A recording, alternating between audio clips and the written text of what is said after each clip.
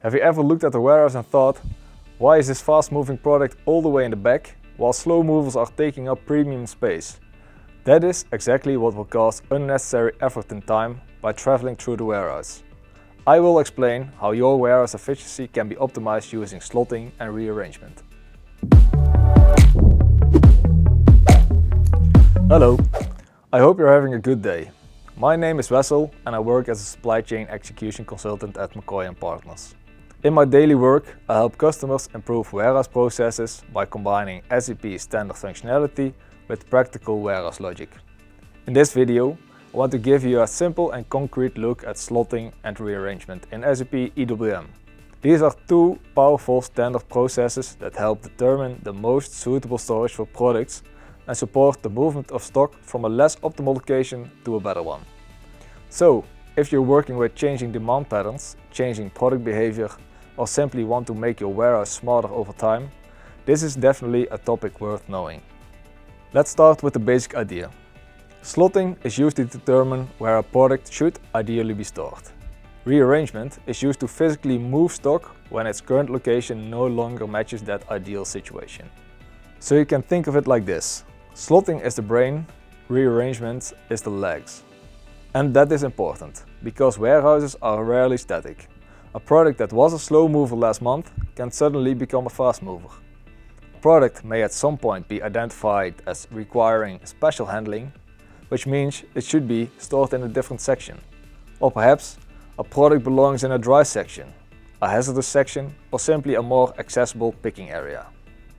As you can see, this process overview gives a clear picture of the different factors that can support both the slotting and the rearrangement process.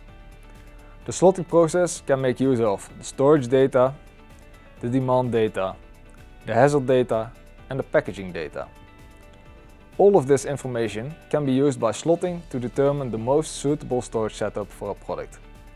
It is also important to note that the more dynamic-based demand data can be fully integrated with SAP Advanced Planning and Optimization or SAP Extended Service Part Planning. Alternatively, this data can also be updated through a custom interface or through a periodic manual update directly in SAP EWM. I will now show you a few examples. Here in the Warehouse Product Master, you can see the storage related data, such as the handling indicator, the storage condition, or the hazard substance relevancy. When we navigate to the slotting tab of this product, we can also see the demand data. These values are used to influence the decision on where this product should be ideally stored in the warehouse.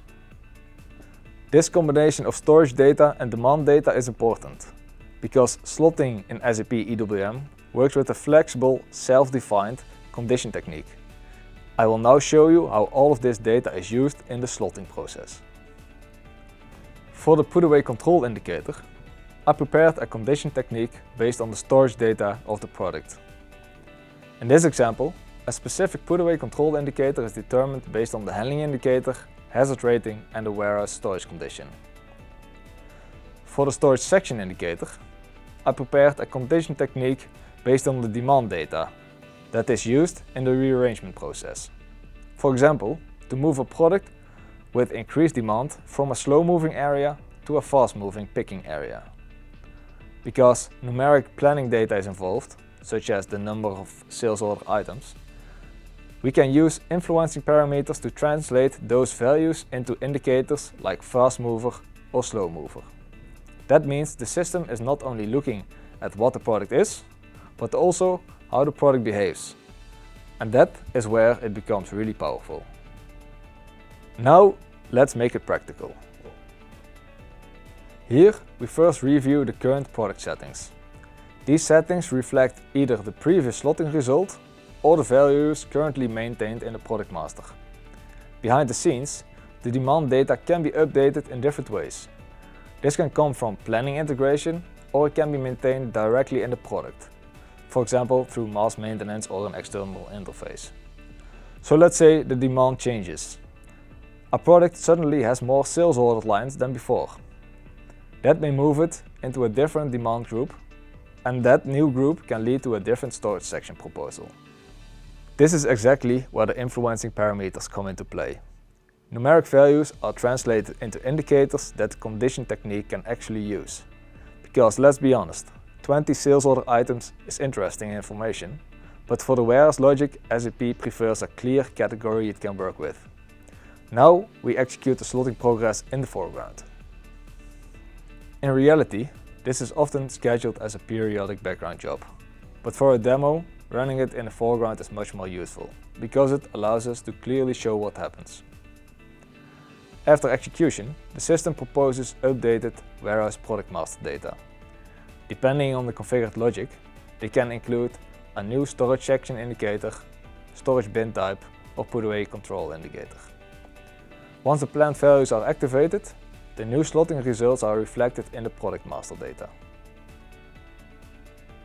And this is the key point. Slotting itself does not physically move stock. It updates the preferred storage logic. That is where rearrangement comes in. Rearrangement analyzes the current stock position and compares it to the preferred settings in the product master.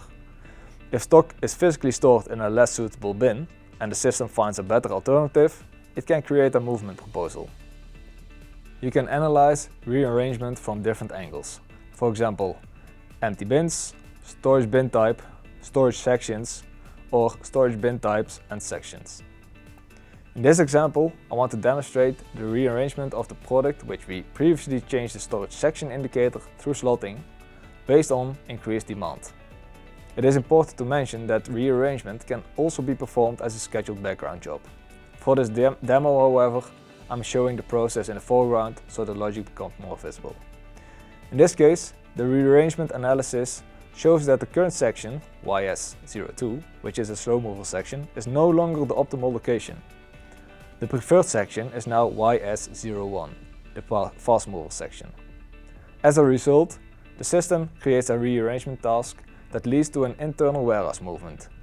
This means the warehouse worker can physically move the stock from the current bin to a more optimal location. And that is really the beauty of the process. You're not only making smarter storage decisions, but you're also able to act on those decisions in a structured SAP standard way. And this is also a nice question for you. Are you still using mostly static storage rules in your warehouse, or are you already using demand-driven optimization like slotting? Let me know in the comments, because I'm curious to see where most warehouses currently are in that journey.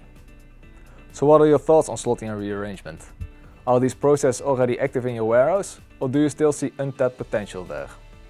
If you find this interesting, you'll probably also like our other videos on SAP EWM process optimization, because they go further into smart warehouse design and execution. If so, click on the link below. Thanks for watching. If this video sparks your interest or raises questions, please don't hesitate to contact McCoy or leave a comment below in the video. Stay tuned for the next one. Goodbye.